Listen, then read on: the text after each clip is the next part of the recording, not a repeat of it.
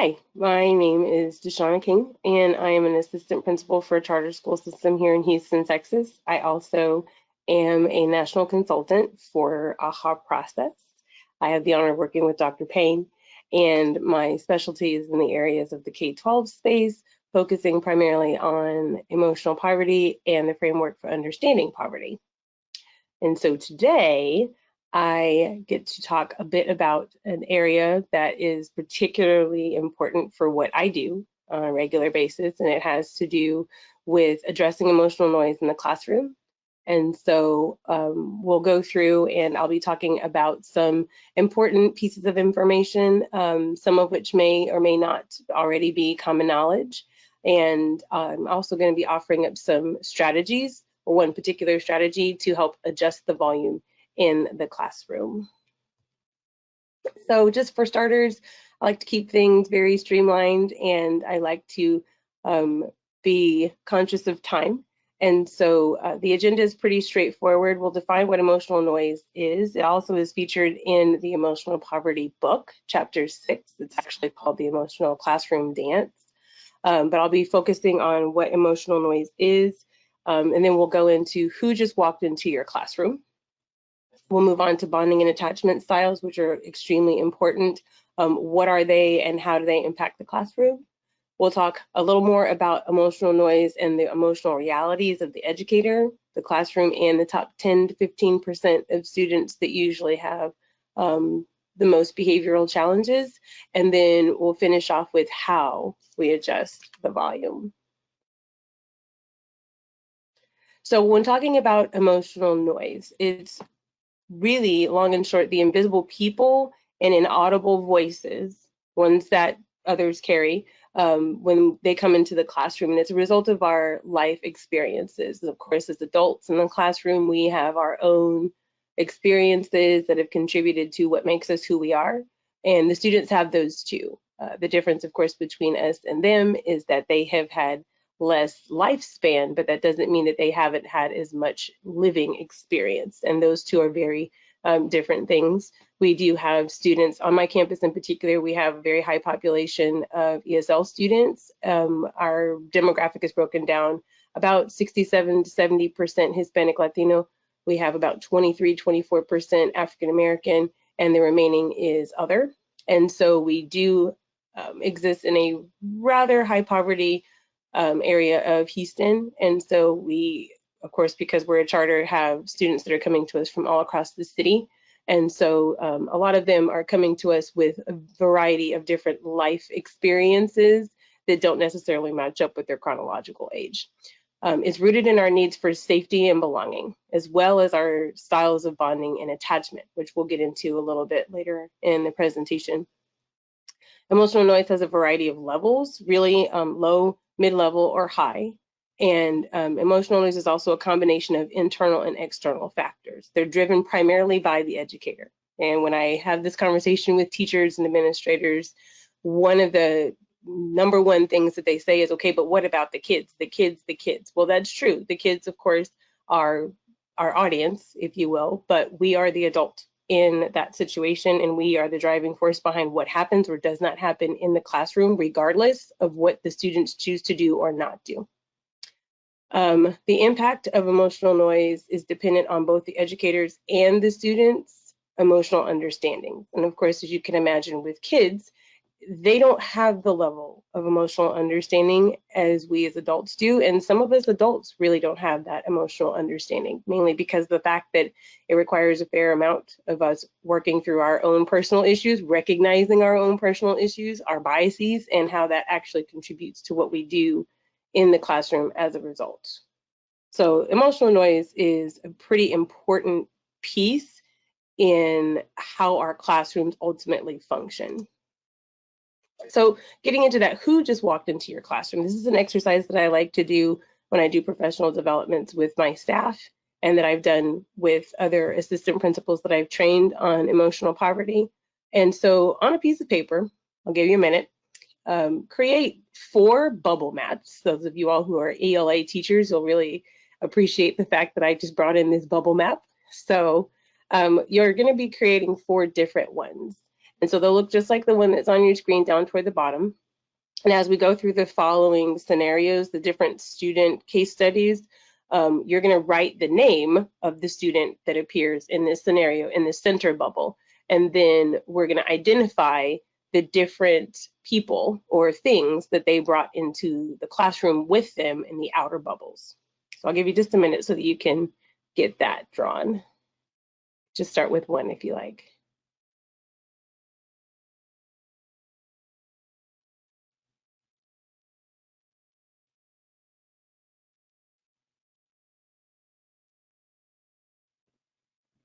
All right. Hopefully you have at least one, and then we could just do the rest as we go. Okay, so the names, of course, in these scenarios are different, but the scenarios themselves are true, actual students that I have worked with over the course of the last several years. And so I do have some very working knowledge of these students because I have taught them. So here we are. So Juan is a sixth grade boy. His father has been recently incarcerated for abusing him and his mother. His mother works nights to provide for him and his four siblings. His paternal grandmother lives with them since her husband, Juan's grandfather, unexpectedly died. She speaks very little English and is unable to help Juan and his siblings due to her health issues. He doesn't have very many friends. So just based on that brief little synopsis of Juan, what or whom is Juan bringing into the classroom?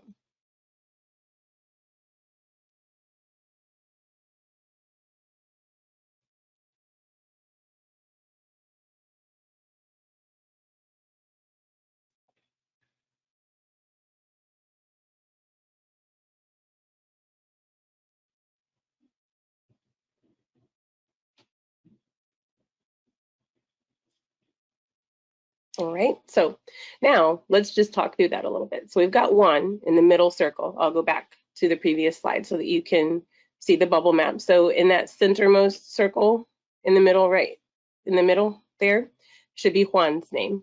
And then the what or whom will be in the outer circles. So going back to Juan, so Juan's in sixth grade.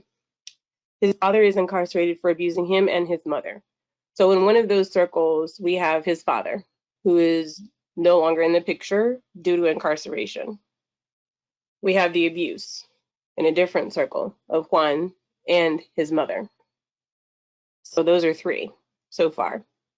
He also has four siblings. I don't believe that I mentioned that Juan is the oldest.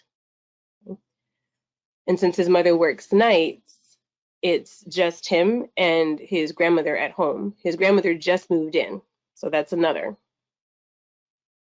And his grandfather just died. That's another. And he also doesn't have very many friends. Friendships, of course, are very important. Those of you who have taught middle school or currently teach middle school, you understand the importance of friendships. Not that it's not important in elementary, but as kids get older, their friends are the most important group that they will gain most of their esteem from. They'll value their opinions more highly than even their parents. And so it's extremely important at that point. Friendships really are what make you you at that point in your life. And so if you were able to identify that there were 7 different elements that one is bringing into your classroom, you would be correct. Next one. So hopefully you have that second bubble map drawn. Okay. So Kayla is a 5th grade girl. Her parents have been arguing constantly since a major flood destroyed their home and forced them to move into a shelter. She gets teased a lot by the kids at school because she stinks. And her best friend is starting to follow suit. She's thinking about suicide. Kayla is also dyslexic. So based on that information, what or whom is Kayla bringing in to your classroom? Again, Kayla's name would go in the middle bubble, and the outer bubbles, however many you feel you need, would go extended from there.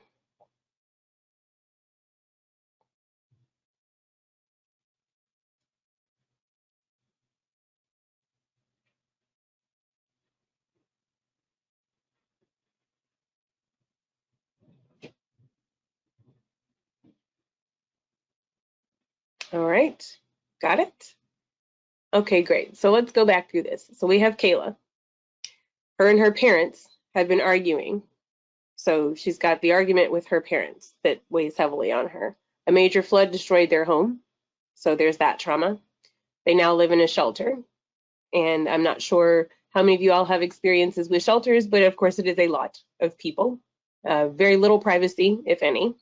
Okay. Not always the safest of environments. She's now getting teased by kids at school. So that's another element. And her best friend is also following suit. She's thinking about suicide. And she's also dyslexic. So she's got some academic challenges. Okay.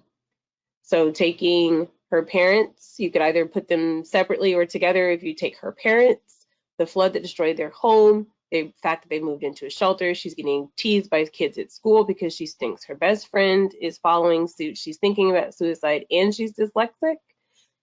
7. So Kayla and 7 additional concerns, not necessarily just people, just walked into your room as well.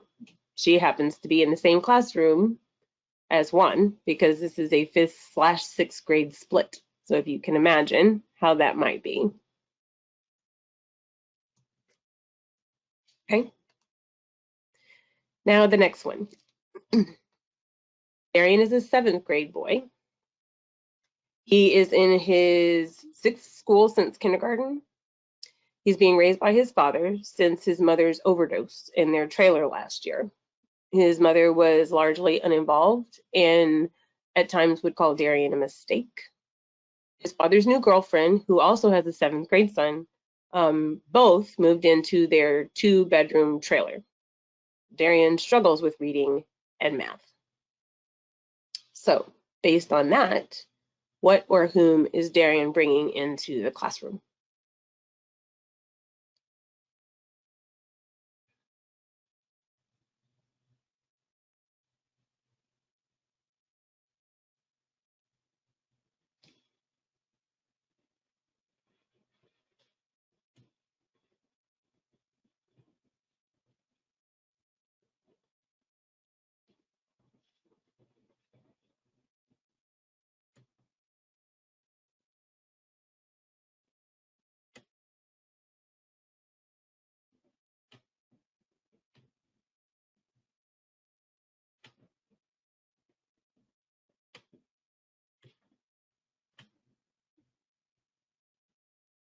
Okay, so let's go back through this one just like the others.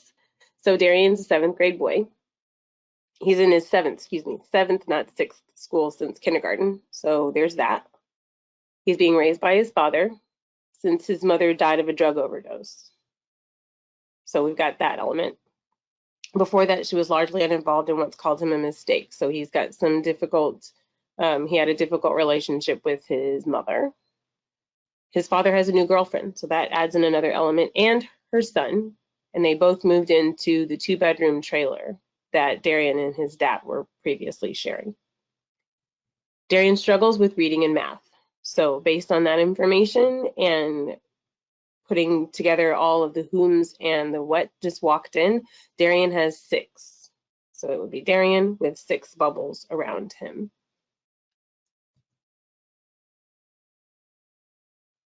Okay. Then there's you. What or whom are you bringing into the classroom? And that's a question that when I ask it in trainings, usually is met with a few raised eyebrows. Because of course, at this point, the focus has been on students and what they're bringing into the classroom. However, the most important element in every classroom is the educator. It is the single most high predictor of success in a classroom, the educator. And so for us, it's really important to really take a moment and even reflect on us. Create a bubble map for yourself. I've done this myself, and it's quite eye-opening, of course. But when you put yourself in the bubble map and you really go through and you consider, who am I bringing into the classroom? Maybe it's a recently ill parent or a since passed away parent. difficulties with relationships, marriages, divorces, children, difficulty with children. I have 4. And so they range in age from 18 to 9. And so sometimes that can be a little bit of a challenge too. Considering other things, maybe career goals, whether they've come to fruition or not, physical or mental health challenges, maybe finances, even cultural beliefs really weigh very heavily on how we respond and how we interact with others. Even your upbringing and your concerns for your students and your job as well. All of those things are elements that contribute to who you are and how you are in the classroom. So those are really important elements to consider. So looking at this slide, your classroom might look like this. Okay? You might have your students attentive, sometimes depending if it's after a break, probably not, but nonetheless, your classroom might look like this, but it actually feels a lot more like this. So in considering who it is that just walked into your classroom, that maybe 25 to 30 students just increased exponentially by at least 5 to 7 per student. So it's a very crowded environment. So going into the next point, which is extremely important, is bonding and attachment. This really has a lot to do with the educator in the classroom, and having just gone over the fact that you are the most essential element in the classroom, the way that we respond to things has a lot to do with our styles for bonding and attachment.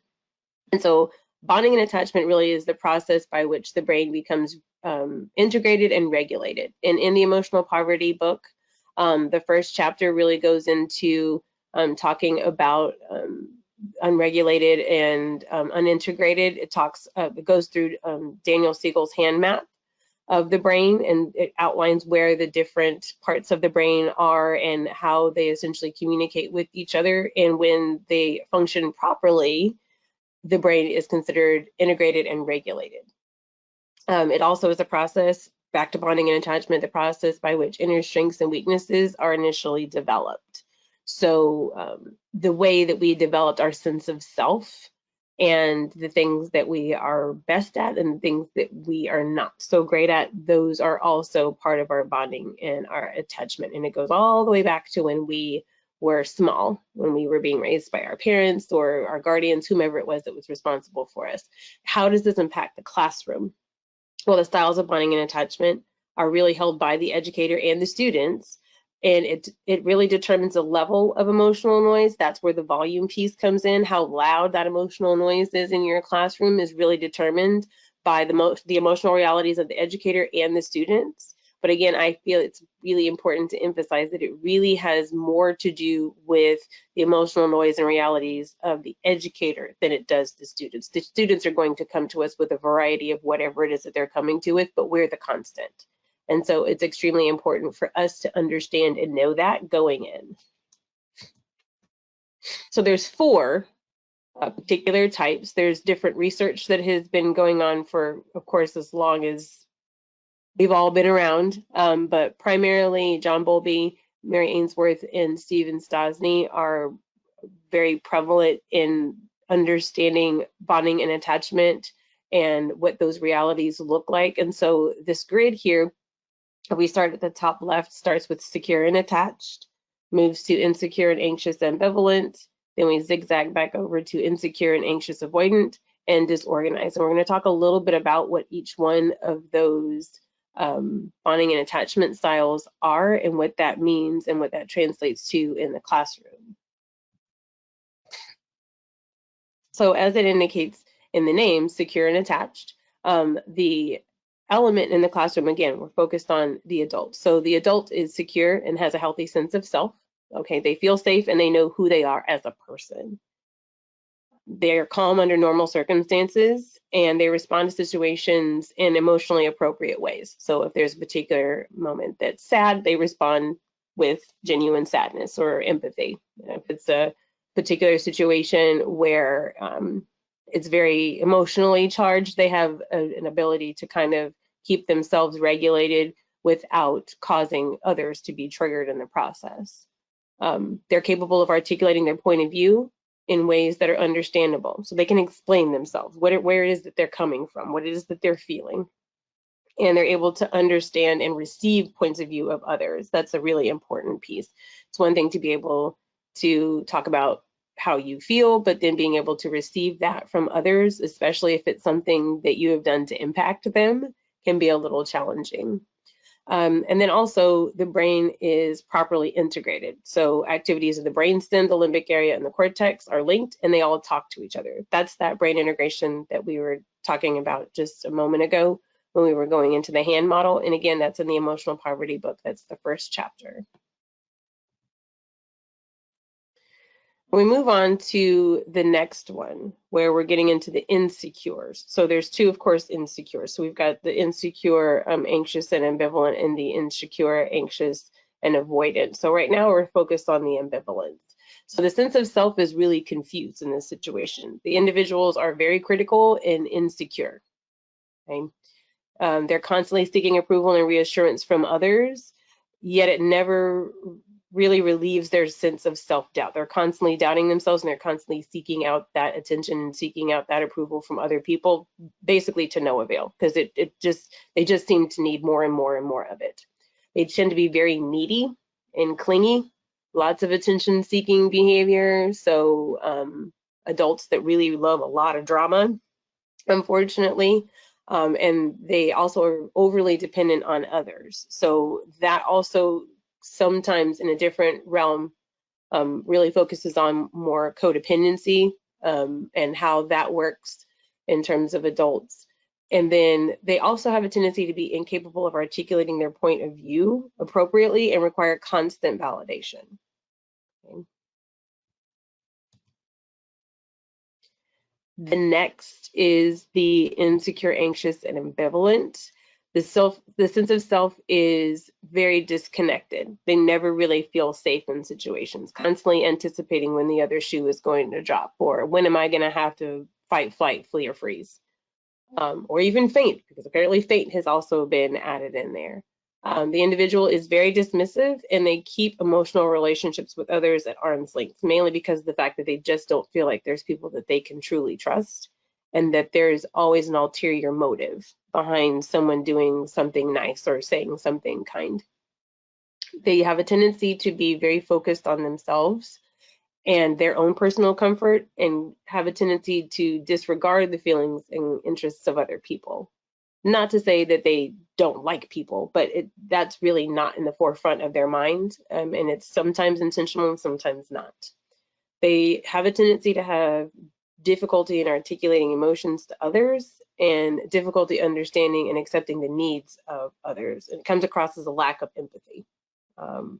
It's a really difficult challenge. And of course, this is not exhaustive. This does not mean that every person that you've ever encountered must also be insecure and anxious and ambivalent.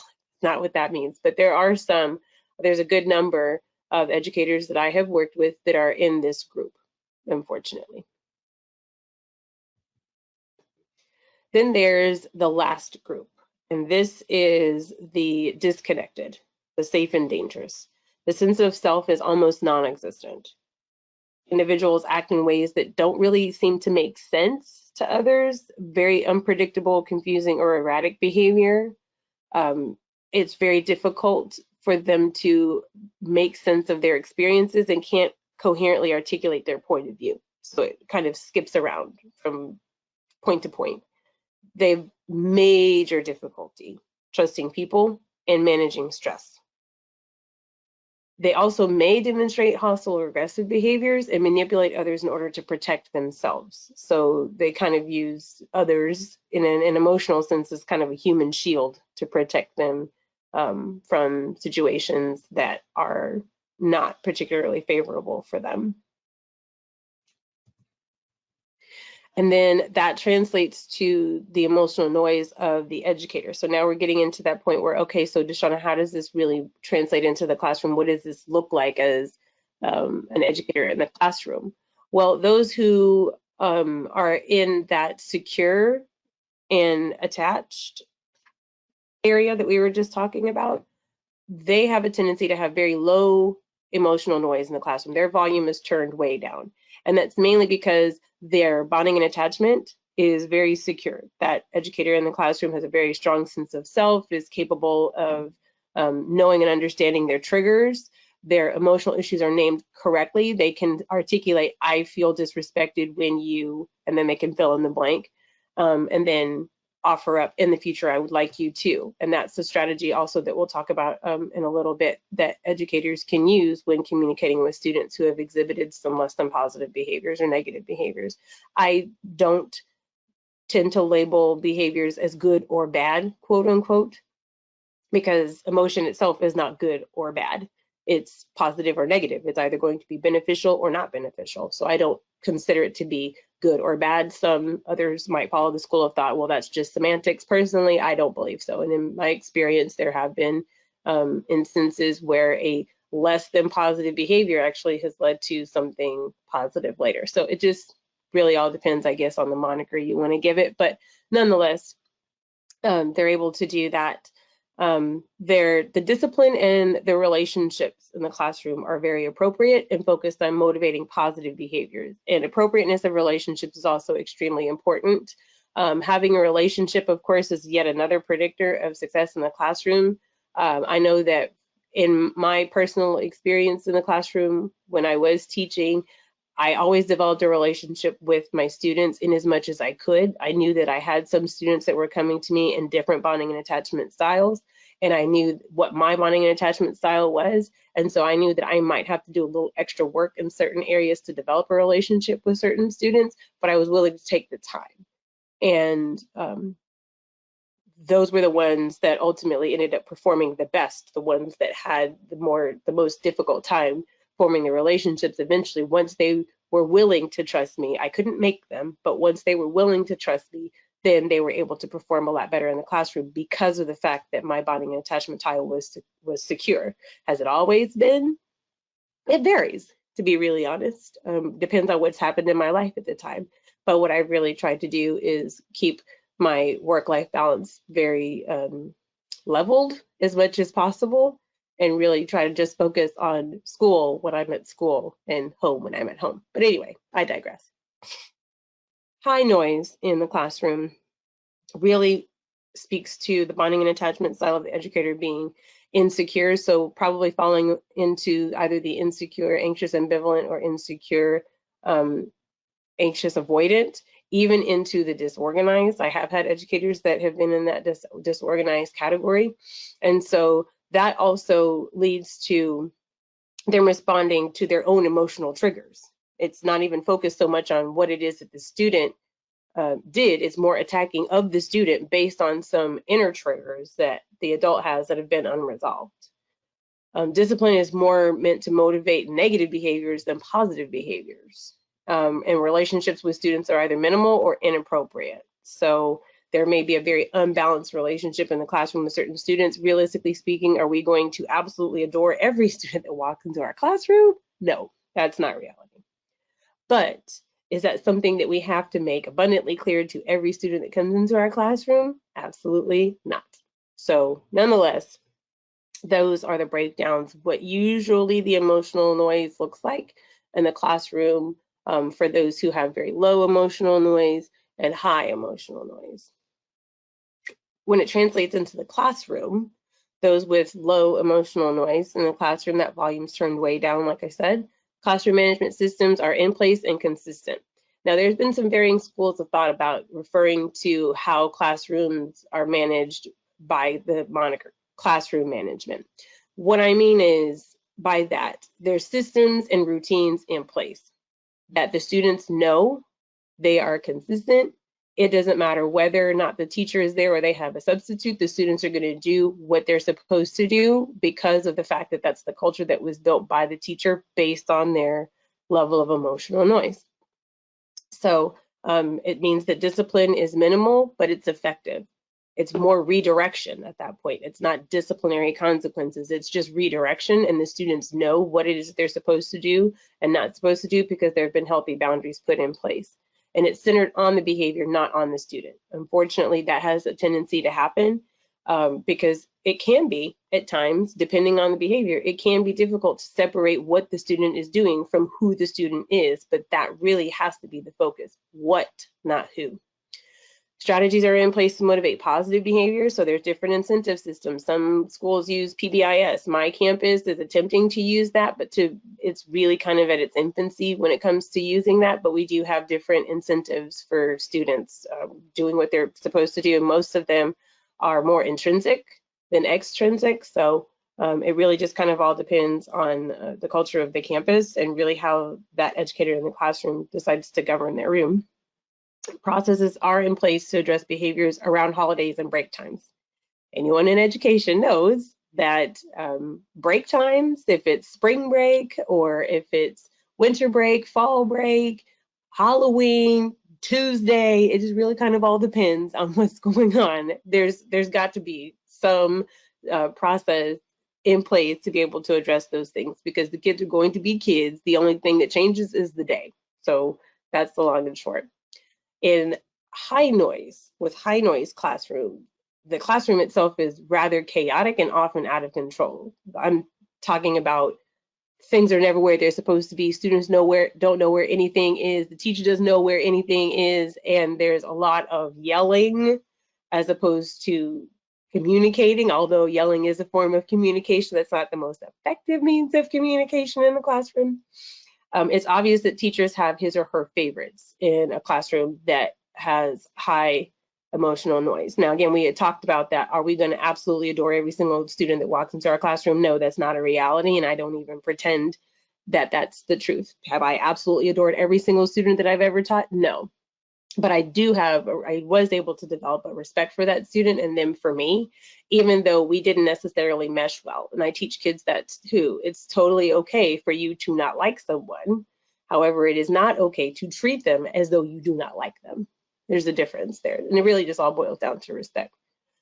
Strategies are about survival in that classroom. How am I going to make it from this time to the end of the class period? And you can tell that when you walk into classrooms that have high emotional noise.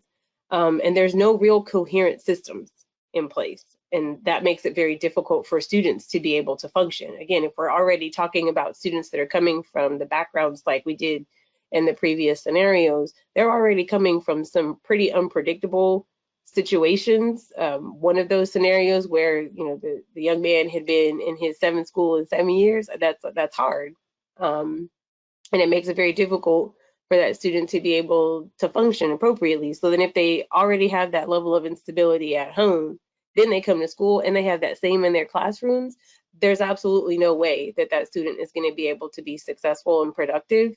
And while the educator in the classroom is not responsible for their background, they are responsible for what happens when they walk into their room. So there's that. A method that I developed, of course, this is based in the Emotional Poverty Book, Chapter 6. The method that I have used to train my teachers and to mentor teachers on and even mentor fellow assistant principals is called the CEASE method. And really, it's broken down into those 5 different elements. One has to do with compatibility between energy and time. And this is, of course, addressing the method for the educator. How do I get myself to a place of balance so that I can appropriately manage my classroom? I can alter or at least bolster my bonding and attachment style because it is malleable. Of course, yes, it is relatively hardwired in certain instances, but we know that with neuroplasticity and the body's ability to heal after traumas and being able to develop certain coping skills, it is completely possible if you are coming from a background in which things were insecure for you and you weren't really sure and you have those tendencies to not be as trusting and don't really see others as being trustworthy. There's ways to be able to build that, and this is one of those.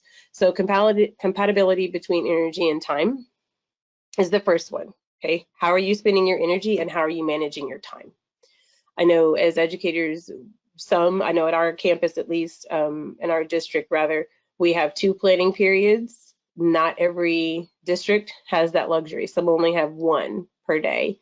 And then there's, of course, PLCs, professional learning communities, in which you all are getting together to discuss either your content or if it's vertically aligned, then you're discussing not just your content, but within your grade level and the other grade levels above and below you. And so spending that time wisely and being able to address things that are necessary academically, but also spending that time to address things that are necessary personally. And then, of course, energy. What are you expending your energy on? Is it constantly having to play catch up, or is it in preparedness so that way when you do go live in the classroom, you're set? The E stands for energy allocated to parts of our lives that bring us satisfaction and meaning, and that our expectations are met. What it all boils down to is what makes you happy. That's extremely important, and it comes through very clearly when educators are in the classroom and working with students. Students know, they can pick up on whether or not you are genuinely energetic or you're faking it.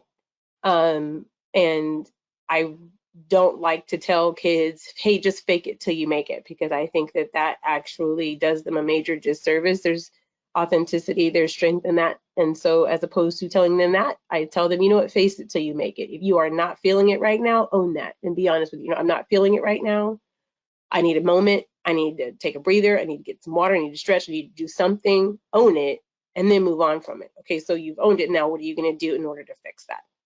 So making sure that we're doing that and energy allocated to parts of things that do bring us satisfaction and meaning. So the next piece is to address our anxieties and fears. And that is not always a fun thing for people to do. I would venture to say that the vast majority of people are not really excited about talking about what makes them anxious or fearful.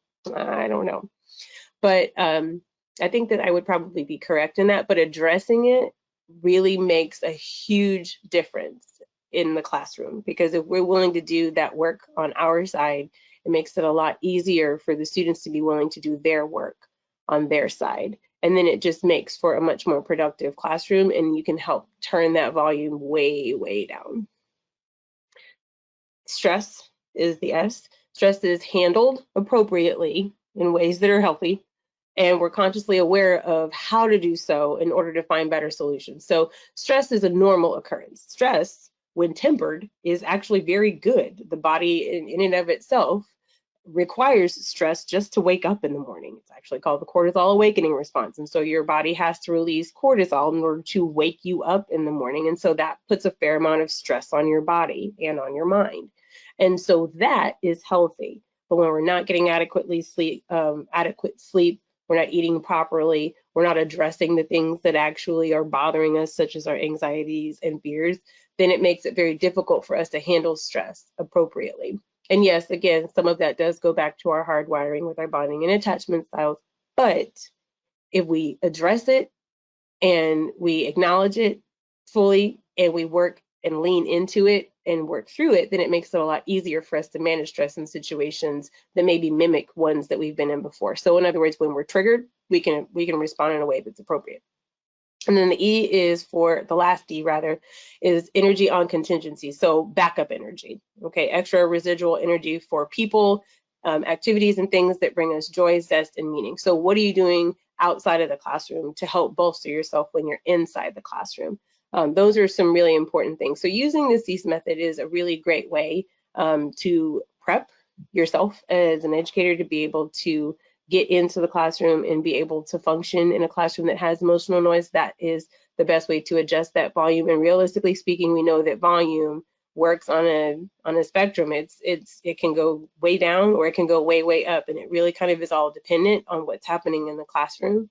But knowing that and acknowledging that is extremely important. So this CEASE method is one of the ways to adjust the volume way down. Another method that I have taught to educators is based on some work by Dr. James Pennebaker. He's actually a professor at University of Texas at Austin. And I've been following his work for a good long time. Of course, he's significantly older than I am, but I did conduct a research study on my campus last school year, in which I was addressing the students that had the highest incidences of discipline referrals, and I cross-referenced that with their literacy. And what I did find was the ones that were exhibiting some of the behaviors that led to discipline referrals or had some other challenges in school were also ones that had some pretty significant home life challenges as well. And really what it all boiled down to was they just didn't even have a language to be able to cope. And they, of course, were having academic challenges because of the fact that they were having some issues at home, and they were having home issues because of the things that were happening at school. And so it was just a vicious circle for them. And these were 7th grade students. And here in Texas, 7th grade has the writing as part of the STAR test, and it's a very important test for them. And so I noticed that they, in reviewing their data from the previous school year, they also had not passed the STAR test, and some of them had not passed previous STAR tests either. And so I thought about whether or not there could be some sort of correlation between their lack of language, their lack of word fluency, their lower reading ability, and their discipline referrals. Seemed a little off kilter, but nonetheless, I thought, you know what, I'm going to try it out and just see if I address one, will it impact the other? So I teamed up with a reading interventionist on my campus and asked him to help me conduct the study because I knew he would have access to them. And as an assistant principal, I, of course, have access to all of the students, but not for the 45-minute time period that an interventionist would have. So I asked to review the data from the TMSFA, so it's the Texas Middle School Fluency Assessment. And we looked at their data from that, and on previous iterations, they had not scored well on their word fluency. And they had been in reading intervention for many years, and it didn't seem to be helping. And so I thought, let's try taking this information that I know about Dr. Pennebaker and his area of study was in expressive writing. So the therapeutic indications behind expressive writing. And really it was more focused on allopathic medicine. So patients that were experiencing heart issues, cancer, other ailments. And it actually began with him when he was a college professor. And he had noticed that there were students that were continuously going down to the clinic there on campus and missing out on certain things in the classrooms, and they were experiencing a fair amount of traumas and ailments. And so he had developed a study to determine if having them write down things that had occurred, writing about traumatic issues to see if perhaps maybe that would help them in overcoming them. And he was able to determine that yes, in fact, it did impact that. It decreased the health office visits for his students, and then it's also done so in allopathic medicine as well. So that's been a major help in the medical community, but I wondered what about the educational implications for that. So going back to my kids on campus, there were 10 that we used that were part of an intervention group. And in that intervention group, I taught them how to do expressive writing. And we also took the TMSFA word lists. There were 150 words per list, 3 separate lists. So doing the math, that's a whole lot of words. That's what they said anyway. And so when we did the intervention, I did not want to change anything about the way the intervention was being done, in particular in terms of structure. The only thing that I wanted different was I wanted for it to be focused on whole word fluency instead of giving them little readers and having them read out loud and sounding out syllables, because also studies had shown that at that age, so 7th grade, whole word fluency was significantly more effective than traditional reading intervention, which was really more built on increasing reading levels. So we focused on that.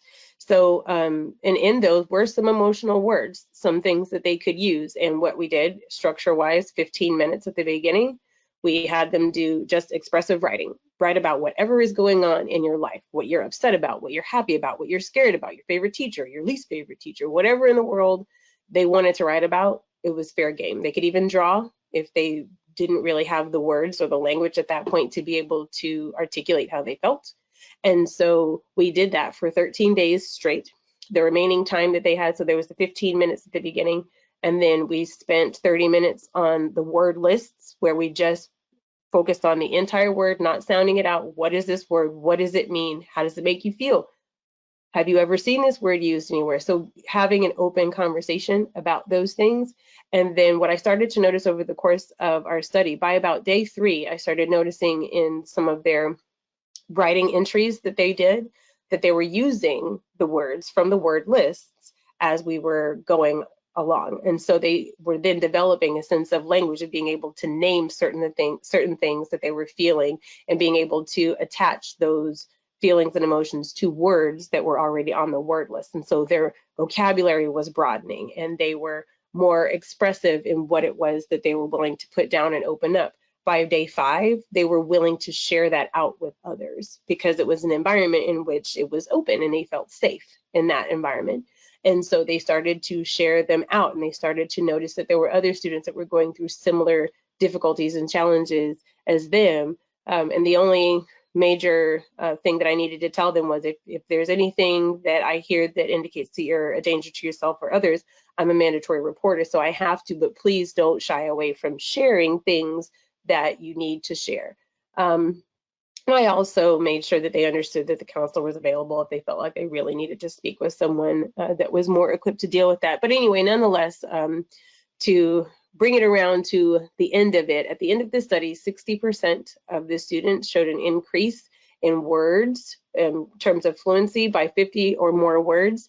We had, of that 60%, we had 20% of them that increased their word fluency by 75 words, and we actually had one student that increased his word fluency by 150 words in the 13-day time frame. Each one of those students went on to pass their writing STAR test for the first time also, and their reading levels continued to improve as well. And they also, to my happiness, ended up having less disciplinary referrals too. And those students are still at my campus this year. They're 8th graders and they are still journaling. And so that's been a major testament to creating an environment in which they can do so. And so that's another method that I've encouraged teachers to do, to utilize the method of giving that first 5 minutes of class periods, instead of having them immediately focus on academics, give them the opportunity to do something that seems like it's not academic. It kind of is, but nonetheless, giving them the opportunity to just breathe for a second and write down, even if it's just 5 minutes.